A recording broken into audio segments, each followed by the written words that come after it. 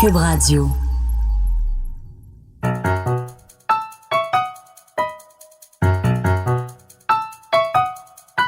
Ici Mathieu Bock-Côté et bienvenue aux Idées mènent le monde.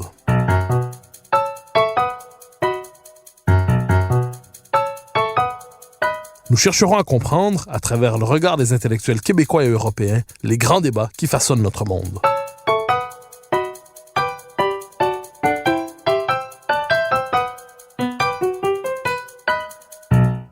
À 1 an et quelques mois des prochaines élections présidentielles américaines, le monde occidental cherche encore à comprendre Donald Trump, dont on aime prononcer le nom avec un air épouvanté.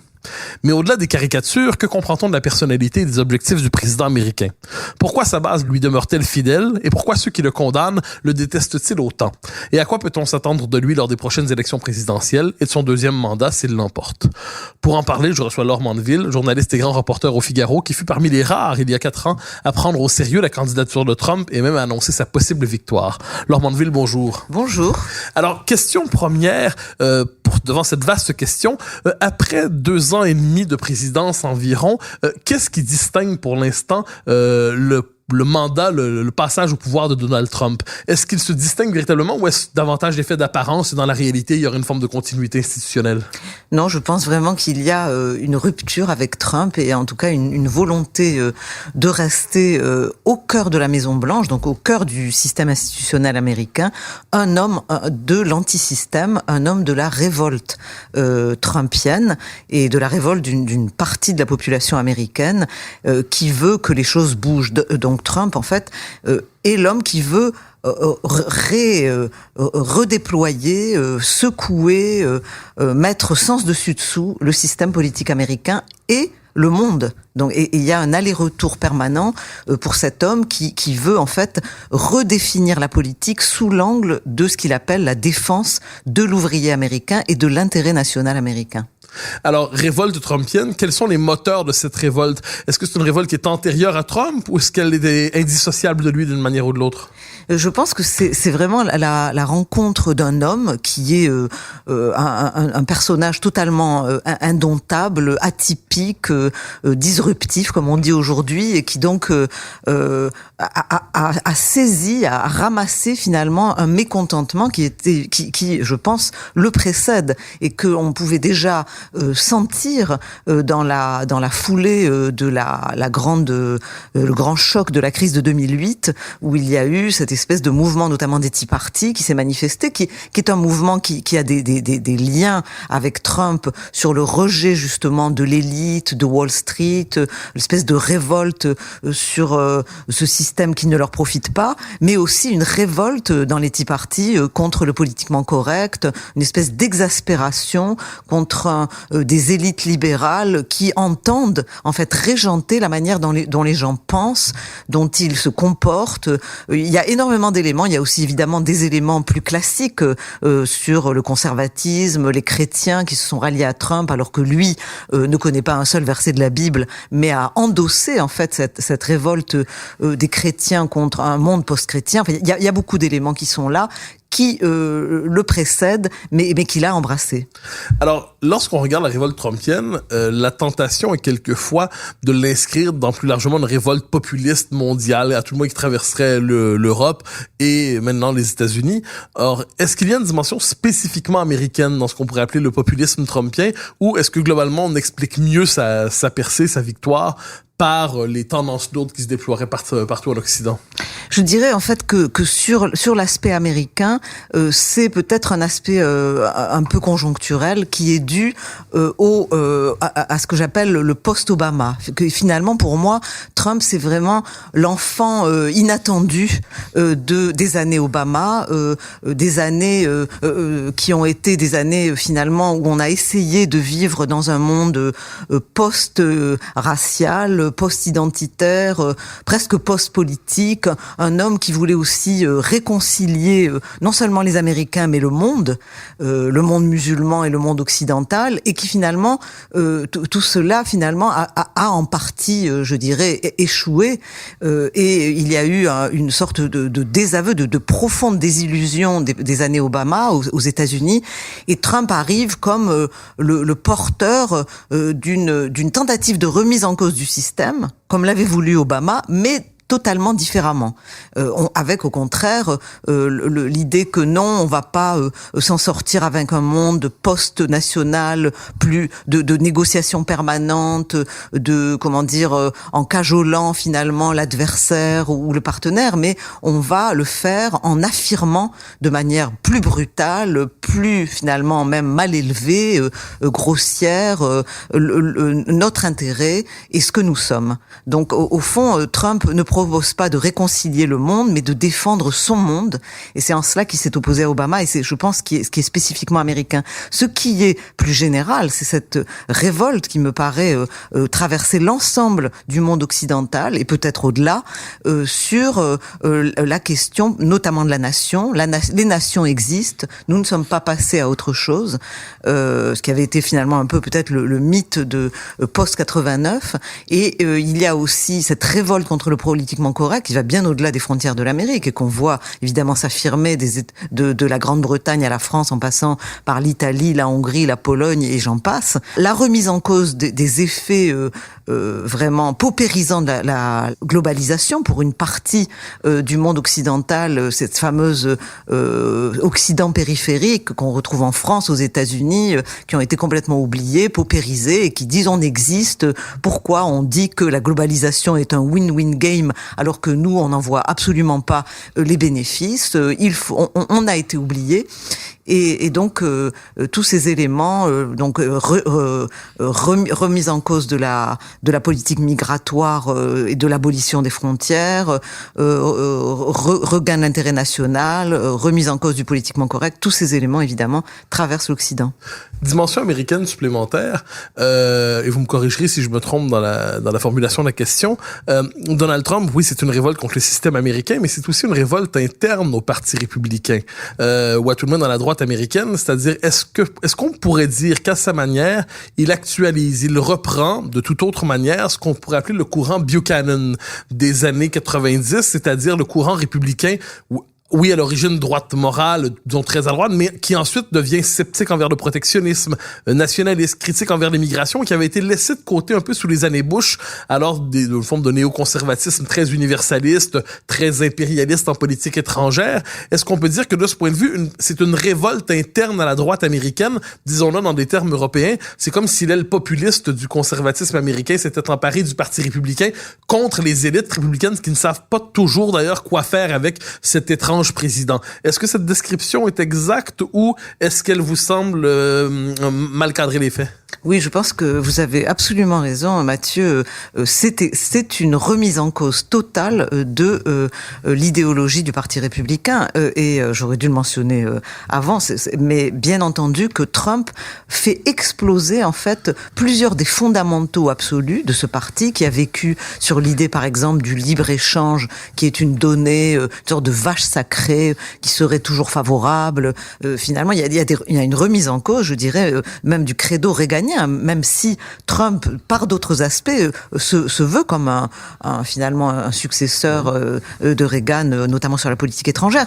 Mais là-dessus, c'est absolument clair. Trump, finalement, se porte à gauche et va chasser sur des terres qui ont été également abandonnées par le Parti démocrate. Donc c'est aussi une remise en cause du Parti démocrate tel qu'il se présente avec Hillary Clinton au moment de l'élection pour dire ça ne va pas du tout, ce libre-échange comme vache sacrée, ça ne marche pas, nous devons être plus protectionnistes, nous devons remettre en cause le système commercial qui ne nous profite pas et renégocier la globalisation, des accords plus favorables. Et aussi, bien entendu, on revient sur l'idée de la politique étrangère, puisque je le disais tout à l'heure, Trump, c'est un peu un jacksonien nationaliste dans les catégories américaines, donc il se distingue absolument des néoconservateurs qui avaient finalement pris le contrôle du Parti républicain sur la politique étrangère, qui estimaient que l'Amérique devait être, d'une certaine manière, le gendarme du monde qui propageait la bonne parole démocratique, exportait la démocratie, intervenait dans des guerres pour défendre un certain nombre de valeurs. Trump revient à quelque chose, un credo plus nationaliste et je dirais plus réaliste. Il se conforme au moment réaliste qui traverse l'Amérique, et aussi bien chez les démocrates que chez les républicains, en disant on peut pas continuer comme ça. L'Irak a été une catastrophe, c'est le premier qu'il dit, et je me souviens parfaitement de cette primaire en Caroline du Sud où il choque tout le monde quand il dit lors d'un débat ça a été un désastre, en présence de George Bush qui est venu assister au débat, et il est opposé notamment à Jeb Bush qui est considéré comme finalement le prétendant qui a la main potentielle, et il dit l'Irak a été une catastrophe, il faut en finir avec ces guerres longues, nous devons réévaluer notre rôle et définir notre engagement dans le monde en fonction de nos intérêts. Alors ça provoque une sorte de séisme, mais en même temps, on voit bien que le Parti républicain, aujourd'hui déchiré, comme vous le dites, Mathieu, il y a des débats à n'en plus finir sur est-ce que Trump est une catastrophe pour notre politique étrangère, mais malgré tout, il y a, je dirais que Trump est en train de déteindre sur l'ensemble de ce débat, donc en quelque sorte de marquer des points et de finalement de trumpiser le débat de politique étrangère américain. C'est très intéressant. Et ce que je constate aussi après le G7, c'est qu'il a d'une certaine manière également trumpisé le débat général sur ce que le comportement des États. Quand on voit ce que Emmanuel Macron a fait pendant ce G7, je crois qu'il y a eu chez le président français une sorte de mouvement vers Trump et de reprise à son compte de cette articulation entre l'intérêt national et le regard porté sur la globalisation. Alors vous avez évoqué il y a quelques instants les primaires républicaines et il faut se rappeler que lorsque Trump apparaît, au début, il a l'air d'un candidat un peu loufoque. C'est-à-dire, rares sont ceux qui prennent au sérieux, non sa possible victoire contre Clinton, mais même sa possible victoire dans son propre parti. Et si je ne me trompe pas, vous, assez rapidement, vous dites, il est possible qu'il l'emporte dans les deux cas. Qu'est-ce qui vous amène, en temps réel, donc 2015-2016, qu'est-ce qui vous amène à vous dire, sa candidature est moins loufoque qu'on ne le dit, il pourrait gagner? Qu'est-ce qui vous laissait deviner ce qui a échappé à bien des observateurs? D'abord, moi, je pense que Trump a complètement pris de court les républicains et l'ensemble des observateurs américains sur la question de l'immigration, qui est absolument centrale chez lui, et sur la question des frontières. Donc, qu'est-ce qu'est notre pays? Et quand il prononce cette fameuse phrase dans son livre, d'ailleurs, et dans un de ses premiers discours, enfin, je crois que c'est le premier discours sur ce fameux escalator en juin 2015 à la Trump Tower, quand il annonce sa candidature, où il dit un pays sans frontières n'est pas un pays. Et je pense que moi qui suis, pour quelqu'un comme moi qui suis française, il était évident déjà depuis des années que la question des frontières et la question de l'immigration était un thème qui montait à la fois en Europe. Donc moi, j'ai pas du tout été surprise par le fait qu'il s'empare de ce thème, et aux États-Unis. Et c'est vrai qu'il y avait eu avant Trump plusieurs avertissements. Et je me souviens de toute cette polémique qu'il y avait eu sur l'Arizona, où l'Arizona avait voté cette fameuse loi pour essayer de changer le débat sur l'immigration, en disant on peut pas laisser cette frontière ouverte, il faut qu'on contrôle nos frontières, etc. Et il y avait eu une analyse vraiment, on criait au scandale, à l'indignation au niveau national, mais au niveau de l'Arizona, les gens soutenaient en fait le gouverneur qui avait mis en place ces nouvelles règles. Et j'avais été frappée par même certains sondages déjà qui disaient même au niveau national que quand on interrogeait les gens, ils étaient quand même d'accord sur la question du contrôle du contrôle des frontières, de l'immigration. Et après, moi, en me promenant dans le pays pendant les primaires, je me suis aperçue qu'il y avait une formidable dissociation, déconnexion entre le pays profond américain et Washington, et qu'en réalité, les Trump que touchait Trump avaient un écho. Et donc je me suis dit assez tôt, quand j'ai vu que malgré tous les scandales, malgré ces mots parfois assez dégueulasses, disons-le, sur certains sujets, sur McCain, ou qu'il traîne dans la boue, ces formules complètement éruptives, il tient la route, c'est-à-dire il continue dans les premiers mois à rester très haut dans les sondages, à avoir le lead. Donc je me suis dit, un personnage qui résiste à tous ces scandales pendant 6 mois, donc par exemple en décembre 2015, moi je commence à me dire, mais ça veut dire qu'il a mis le doigt sur le sujet clé. Et c'est vrai qu'on a vu dans les mois qui ont suivi que Trump résistait à tous les scandales, à toutes les prédictions, comme quoi il allait chuter. Ah, ça y est, cette fois, ce scandale-là, il va pas s'en remettre. Mais s'il s'en remettait, il était toujours le premier dans les sondages. Donc ça montrait bien qu'il avait touché sur tous les sujets qui intéressaient les Américains. En tout cas, les républicains. Alors, Trump, pour l'instant, et on devine que ça va être le cas pour un bon moment encore, polarise fondamentalement. C'est-à-dire, on n'est pas, vous l'avez dit, devant une présidence de réconciliation, mais une présidence qui assume les fractures américaines. Or, une chose qu'on oublie de mentionner, ou à tout le moins qu'on mentionne quelquefois de manière perplexe, c'est oui, il a des opposants qui le détestent fondamentalement, mais il a une base qui le soutient, et bon, peut varier un peu, mais qui fondamentalement ne régresse pas. C'est-à-dire, sa base se maintient. Comment expliquer le maintien de cette base et qui compose cette base de Trumpiens convaincus, ce socle Trumpien dans la politique américaine? Oui, je crois que, en fait, pour expliquer qu'il maintient cette base de manière formidable, c'est, vous l'avez dit, le pays est profondément divisé. Moi, pendant les midterms en octobre dernier, j'avais fait un podcast qui s'appelait La nouvelle guerre civile américaine. Et je pense que ce qui est intéressant, c'est qu'on a vraiment un pays profondément divisé. Et la question, c'est est-ce que cet électorat va se mobiliser massivement pour les deux électorats qui s'opposent, en fait, ces deux Amériques qui s'opposent, et qu'est-ce qui va se passer? Est-ce qu'ils vont faire le plein de cet électorat qui se divise et s'oppose de plus en plus? Et est-ce qu'à la marge, il y aura, dans cette espèce de frange dans le Midwest qui continue de basculer au cours des élections depuis des décennies d'un côté ou de l'autre, ces gens, par exemple, cet électorat qui avait voté Reagan, qu'on appelle démocrate, mais qui avait voté Reagan dans les années 80, les Reagan Democrats, et qui avait voté pour Clinton et qui a rebasculé qui a voté Obama, mais qui après a basculé pour Trump. Est-ce qu'ils seront exaspérés par les foucades de Trump ou est-ce qu'ils resteront avec Trump parce que Trump a tenu ses promesses et a continué de se comporter comme l'homme de la révolte au sein de la Maison Blanche. Donc c'est ça la question. Est-ce que l'exaspération qu'il suscite sera supérieure à la satisfaction que son côté indomptable continue d'alimenter chez les gens qui ont voté pour lui. Donc je pense que ça va se jouer là-dedans. Et en ce qui concerne les électorats qui maintiennent le socle fort de Trump, qui effectivement oscille actuellement entre 45 et même certains sondages disent presque 50%. Donc ce que soulignent les gens qui l'observent, ils disent il est actuellement au-dessus de ce qu'était Reagan au même moment pendant sa campagne de réélection pour son deuxième mandat. Et donc c'est quand même intéressant de voir à quel point il résiste.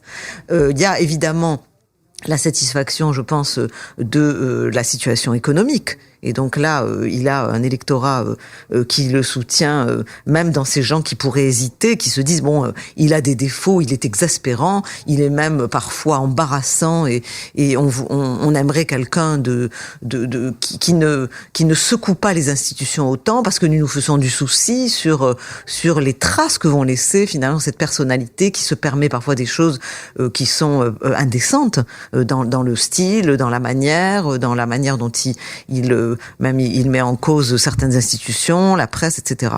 Mais en même temps, il y a ces électorats qui le soutiennent. Il y a évidemment les gros bataillons chrétiens, et ça c'est l'électorat classique républicain, les chrétiens conservateurs, mais qui ont fait le plein sous Trump, parce que curieusement, ils ont vu dans cet homme qui n'est pas très chrétien dans son comportement, l'homme qui les défendrait au plan civilisationnel. Et là, en fait, ça m'amène à faire une parenthèse sur ce que dit souvent un analyste que j'aime beaucoup, Josh Mitchell, que vous connaissez, Mathieu, et qui dit souvent qu'il ne faut jamais oublier que l'Amérique est un pays religieux et que toute élection a un caractère religieux aux États-Unis et doit être, et peut-être en fait même lu sous l'aspect religieux au sens large. Et que en fait, Trump, dans les candidats religieux entre guillemets qui s'affrontent sur la scène politique américaine, représente le candidat, le pécheur.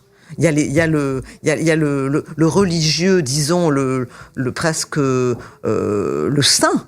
Et par exemple, Hillary Clinton, d'une certaine manière, voulait incarner une sorte de pureté.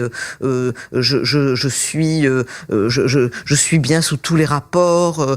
Je vais défendre tous les pauvres, tous les abîmés, etc. Alors que Trump lui dit, je suis un pécheur, j'ai tous ces défauts, mais il ne les nie pas.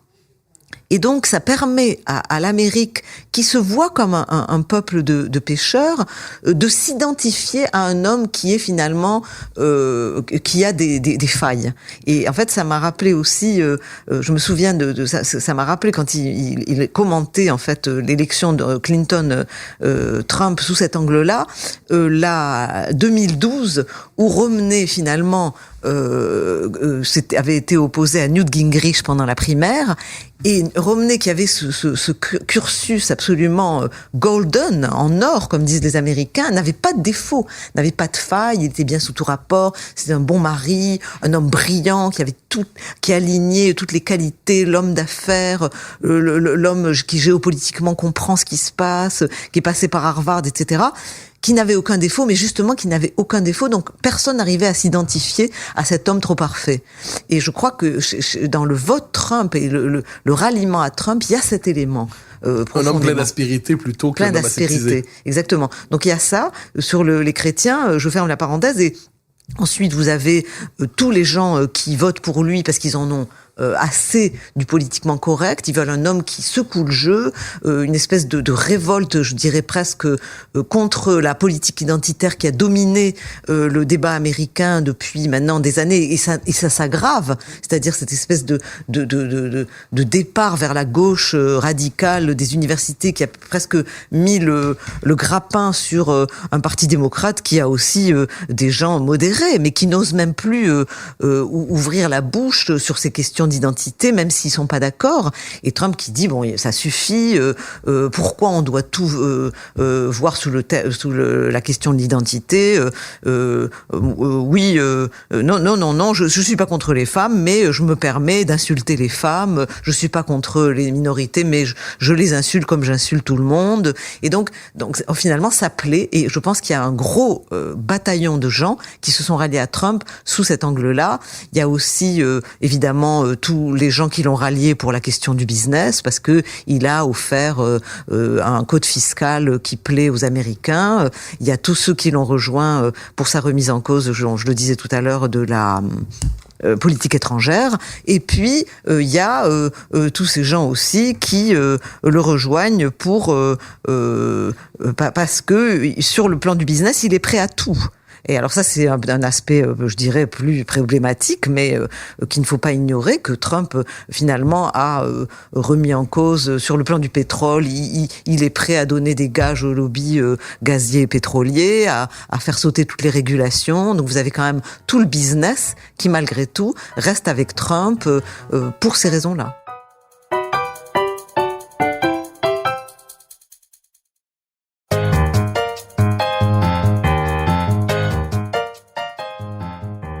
Une des choses qu'on mentionne peu à propos de Trump, c'est qu'une de ses forces, me semble-t-il, vient en partie de la faiblesse de ses opposants.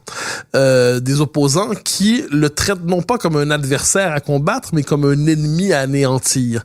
Et je me permets de donner un exemple particulier. La question de l'impeachment, qui a traversé tout le mandat, comme si fondamentalement une bonne partie des démocrates refusaient la possibilité même de son élection, voulaient l'abolir théoriquement par l'impeachment, fermer ce qui n'aurait jamais dû être autre chose qu'une parenthèse absurde et insensée de la politique américaine.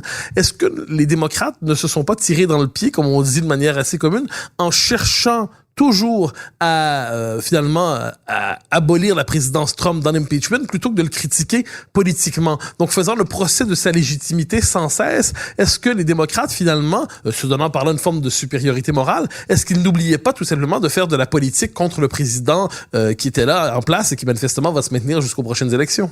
Vous avez absolument raison. C'est d'ailleurs un thème, moi, sur lequel j'ai énormément écrit, parce que je suis absolument persuadée que, effectivement, les démocrates n'ont jamais accepté la victoire politique de Trump. Ils ne se sont jamais placés sur le plan politique, mais sur le plan de la morale presque religieuse, comme je le disais tout à l'heure. Et donc, sur le plan du bien. Et donc, Trump était un personnage il ne pouvait pas imaginer qu'il gagne. Ils étaient en état de sidération pendant toute la campagne. Et après son élection, ils se sont dit, c'est pas possible qu'il ait gagné. Donc, il y a un problème. Et donc Trump, après avoir été un clown, un Hitler qui donc ne pourrait pas être élu, donc avoir mis en garde contre tout ça sous tous ces aspects, il est grotesque, il est fasciste, il est raciste. Après c'est devenu effectivement après l'élection, c'est un espion russe.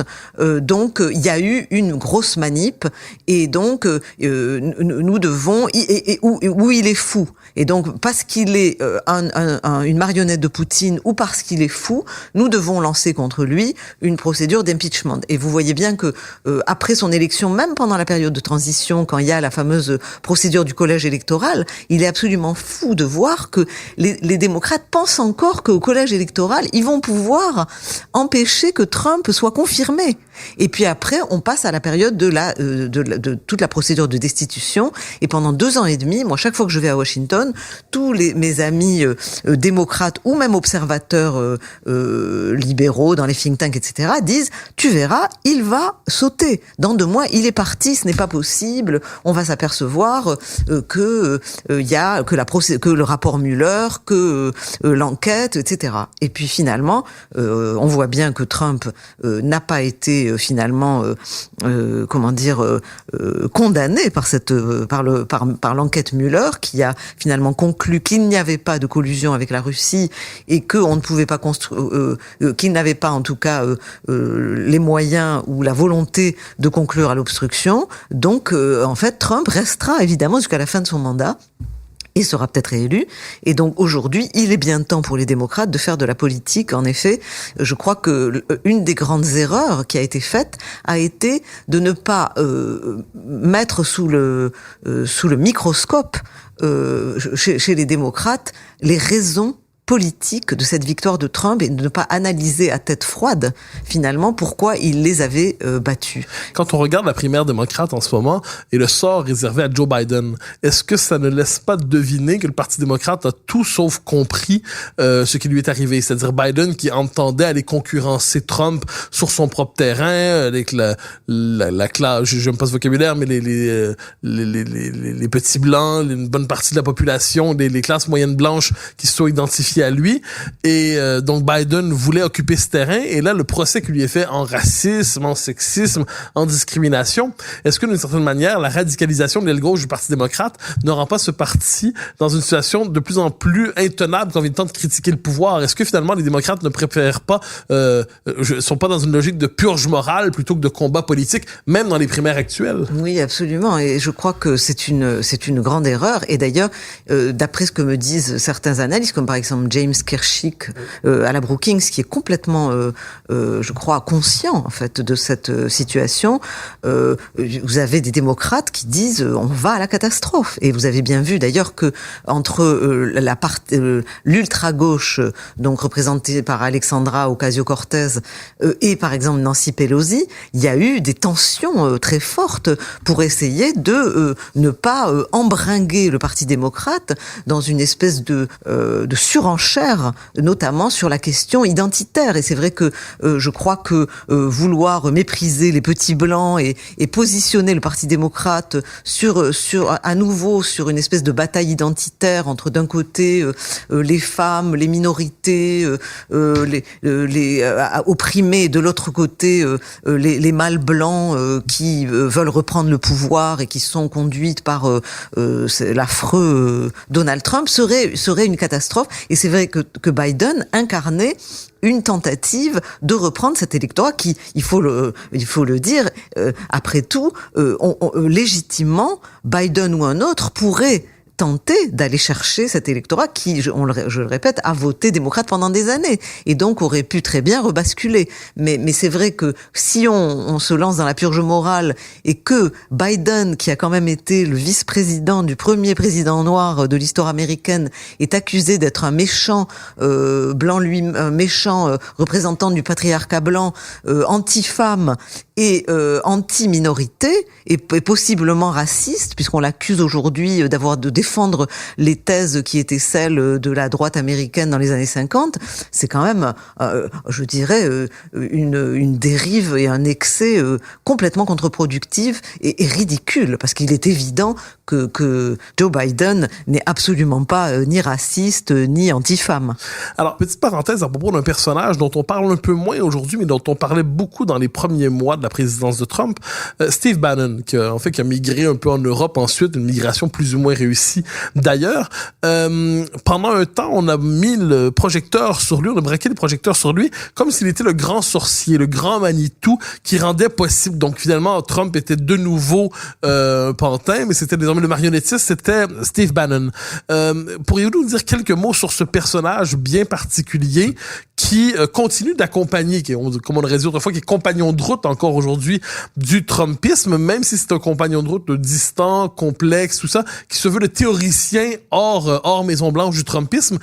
Pourriez-vous nous dire quelques mots sur ce personnage? Est-ce qu'il a compté autant qu'on l'a dit? Est-ce qu'il compte aujourd'hui? Et est-ce que ces analyses, malgré le caractère singulier du personnage, est-ce que ces analyses collent à la réalité américaine? Oui. Moi, je pense qu'on est dans une époque tellement caricaturale, où dans le commentaire, on est tellement dans la caricature qu'on oublie toute gradation et toute nuance. Et donc, après avoir présenté Steve Bannon comme le cerveau de Donald Trump, ce qui permettait, comme Mathieu vous le dites, de complètement, évidemment, à nouveau sous-estimer Trump lui-même, on pense que maintenant, Bannon, en gros, est complètement hors course et non pertinent dans ce qu'il propose et analyse sur le plan politique. Je pense qu'on est évidemment entre les deux. Steve Bannon n'a pas fait Donald Trump, bien évidemment, puisqu'en fait, d'abord, son arrivée dans la campagne est assez tardive, comme vous le savez. Il devient directeur de campagne à l'été 2016, à un moment d'ailleurs où Trump est en difficulté, et donc il va lui amener un coup de punch absolument formidable, ça c'est sûr.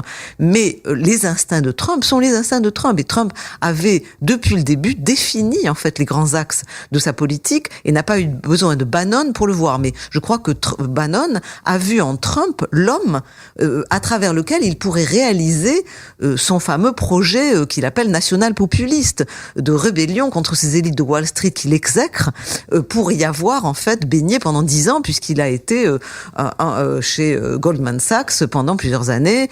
Et donc je crois que c'est un personnage extrêmement intéressant, parce qu'à travers lui, une sorte de soldat, je dirais, du populisme actuel et un stratège, on voit très bien se dessiner les thèmes porteurs des mouvements populistes qui traversent l'Occident. Donc, pour ma part, je le considère comme un personnage très intéressant à observer, parce que d'abord, il est extrêmement intelligent, qu'il a un instinct assez redoutable et des thèmes de la rébellion qui traverse l'Occident. Il a aussi dit des choses extrêmement pertinentes. Il a été l'idéologue des Tea Party, donc il a senti cette révolte américaine bien avant le Trumpisme.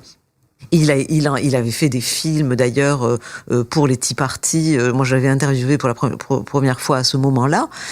Ensuite, il a accompagné Trump, et je crois qu'il a très bien vu le potentiel du personnage sur la remise en cause de la globalisation, sur l'immigration, sur le politiquement correct. Il a vu monter la révolte européenne, et je crois qu'aussi il a beaucoup de choses à dire sur l'affrontement entre la Chine et les États-Unis aujourd'hui. Et donc rien que pour ça, il est intéressant à observer. Je crois qu'il avait bien vu, et on peut en reparler, que Trump prenait très au sérieux cette fameuse remise en cause de la relation avec la Chine, ce défi lancé aux Chinois sur le thème « on peut pas continuer comme ça ». Les précédents présidents finalement ont cru naïvement que en commerçant avec la Chine, on allait changer la Chine politiquement et que tout allait se passer pour le mieux. Et je crois que Bannon comme Trump, c'est la prise de conscience que finalement les Chinois sont en train d'utiliser le commerce pour émerger comme puissance globale, qu'ils vont finalement piller toutes les technologies américaines et que dans 10 ans, on aura perdu le leadership américain et du coup le leadership tout court. La prochaine présidentielle s'annonce. On est déjà engagé dans cette dynamique-là d'une manière ou de l'autre. On devine que Trump sera candidat à sa réélection, c'est le moins qu'on puisse dire. D'après vous, quels seront les grands thèmes autour desquels il cherchera à se faire réélire? Parce que bon, il s'est fait élire sur le thème de l'insurrection. On peut dire qu'il a passé toute sa présidence sous le signe d'une insurrection prolongée, comme s'il était au cœur de la Maison-Blanche, il était néanmoins en insurrection contre le système. Et l'environnement médiatique pouvait laisser croire que c'était pas complètement faux. Est-ce qu'il poursuivra, d'après vous, sous le thème de l'insurrection à l'intérieur du pays? Et autour de quel thème plus particulièrement, quel thème politique? Est-ce qu'il peut encore gagner beaucoup autour de l'immigration? Quels sont les prochains thèmes qui peuvent lui permettre de conserver une politique explosive qui l'ont conduit à la Maison-Blanche et qui pourrait l'y maintenir? Oui, effectivement, je crois que vous avez résumé ce qui est important, c'est qu'effectivement Trump a, tout au long de son mandat, voulu continuer d'incarner cette insurrection au cœur de la Maison-Blanche. Qui va le faire pendant sa campagne? Donc en fait, tous les thèmes de 2016 restent valides. L'immigration, la bataille contre le politiquement correct et cette espèce d'obsession identitaire, la redéfinition de la globalisation, le commerce, le protectionnisme, une politique étrangère plus soucieuse de l'intérêt américain et donc qui ne s'embarque pas toute voile dehors à l'étranger, mais qui reste un facteur de puissance, puisque Trump ne renonce pas à la puissance. Et là, je crois que moi, je suis en désaccord avec certains analystes qui pensent que c'est un retrait total, c'est un isolationnisme. Je ne pense pas que ce soit un isolationnisme, c'est un nationalisme véritablement. Et l'idée que nous, on va essayer d'avoir la paix, mais par la force. Et là, c'est le thème réganien. Peace through strength. Et donc, je pense que là, il reste sur les mêmes thèmes, mais il joue aussi sur le bilan, évidemment, puisqu'il dit, regardez, l'insurrection, je la prolonge, je veux toujours construire le mur, je suis toujours votre homme, je ne vous ai pas trahi, j'ai tenu toutes mes promesses sur Jérusalem, sur le climat, sur l'Iran, etc. Et je vais continuer sur la Chine, et je vais continuer, je serai toujours votre homme. Et je crois que le thème de l'immigration lui laisse toujours un boulevard. Pourquoi? Parce que l'autre thème en dehors de je vais continuer, c'est regardez mes adversaires, ils sont complètement fous parce qu'ils sont dans une espèce de gauchisme culturel et dans une surenchère sur, par exemple, la question de l'immigration et sur les grands thèmes que moi je défends, qui n'est pas normal, et donc je serai le rempart de leurs excès. Et regardez, par exemple, on voit aujourd'hui la gauche qui se positionne, les démocrates qui se positionnent, à mon avis, de manière très imprudente sur la question de l'immigration, sur les thèmes de l'extrême gauche, puisque regardez que même Biden semble se rallier d'une certaine manière, en tout cas il n'est pas clair sur la question de, en gros, on doit décriminaliser le passage illégal de la frontière. Donc là, Trump a un boulevard, il peut dire, attendez, en gros, et on doit même payer, puisque c'est dans le programme de beaucoup de démocrates, nous devons payer l'assurance santé des illégaux qui ont passé la frontière, on doit décriminaliser le passage, donc autant de thèmes sur lesquels il va évidemment surfer. Imaginons que les démocrates soient capables de surmonter appelons ça leur dérive à gauche, de l'éviter. Quelles seraient les conditions d'une victoire des adversaires de Trump? C'est-à-dire parce qu'elle n'est pas la victoire de ses adversaires n'est pas inimaginable. Donc, quelles sont, selon vous, les circonstances qui pourraient amener sa défaite l'an prochain? Alors, je crois que vous avez tout à fait raison de dire que les démocrates peuvent encore gagner. C'est tout à fait évident. Nous savons bien, enfin, tous les gens qui observent les élections américaines savent qu'il est impossible, en réalité, de se prononcer sur ce qui va se passer aussi longtemps à l'avance, parce que on est dans un monde où tout peut changer, une crise, et donc je crois qu'il y a deux éléments fondamentaux, évidemment, qu'il va falloir observer de très très près. Un, c'est la question économique, puisqu'aujourd'hui, Trump, évidemment, a un bilan économique qu'il met en avant, c'est l'autre élément. Il met en avant son bilan en disant, regardez, l'économie va bien, le chômage est au plus bas, même au sein des minorités afro-américaines, on n'a jamais eu un taux de chômage aussi faible. Et il va d'ailleurs essayer de gagner des points auprès des minorités latino et je pense noires sur ces mais évidemment, il peut y avoir un effondrement. Vous savez très bien bien qu'il y a aujourd'hui une énorme nervosité des marchés sur la question de ce bras de fer avec la Chine, dont on parlait à l'instant, et que si l'économie, si les bourses s'effondraient et que l'économie mondiale tanguait, Trump serait évidemment serait en difficulté.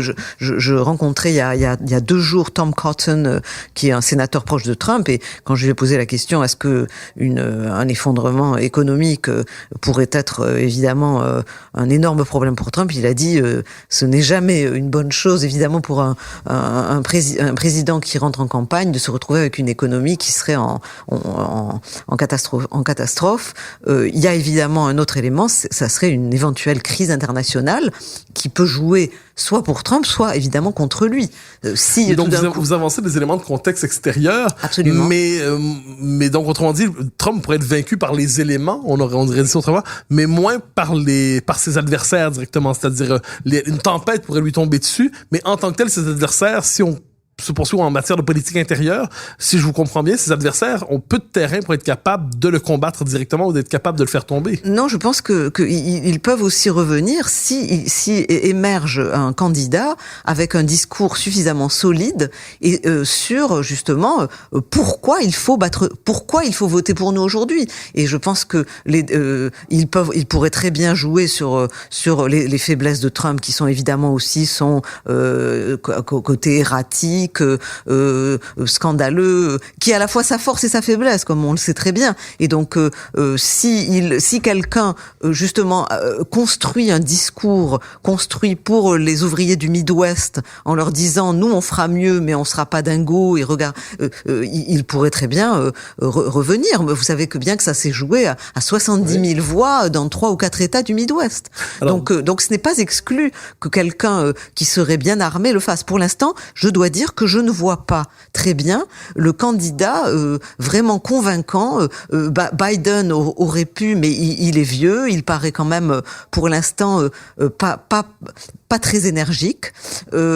Elizabeth Warren a de l'énergie, mais elle est peut-être presque trop bon élève de la classe pour aller rechercher ces ouvriers du Midwest qui avaient été séduits par Trump. Donc oui, Trump, je pense, comme tout président sortant, garde bonne chance. Et oui, il a finalement rempli son mandat. Donc il a quand même des points forts. Une dernière question. On se souvient, lors de la précédente élection, on lui demandait si vous perdez les élections, est-ce que vous allez reconnaître la victoire du camp d'en face? Allez-vous admettre votre défaite?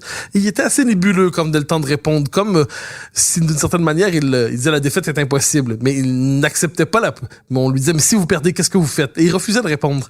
Est-ce qu'on peut imaginer une situation trouble si Trump est battu? Est-ce que d'après vous, il va accepter simplement sa défaite en tant que tel, quitter le pouvoir et ainsi de suite?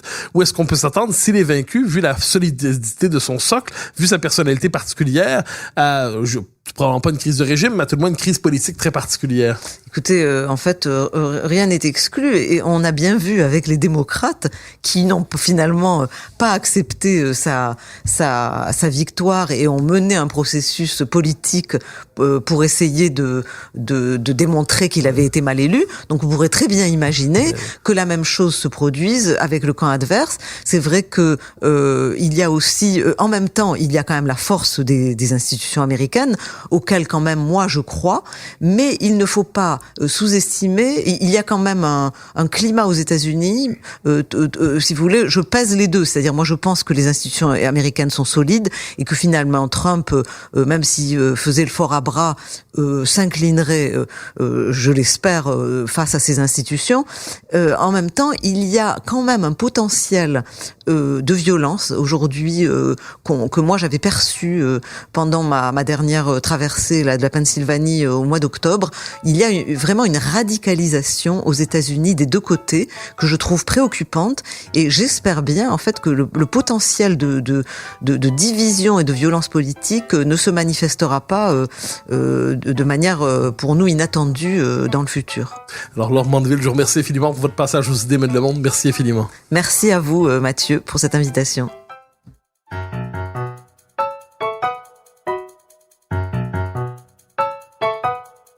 Chers auditeurs des Idées mènent le monde, Vous pouvez faire connaître le balado sur vos réseaux sociaux en partageant les épisodes que vous aimez.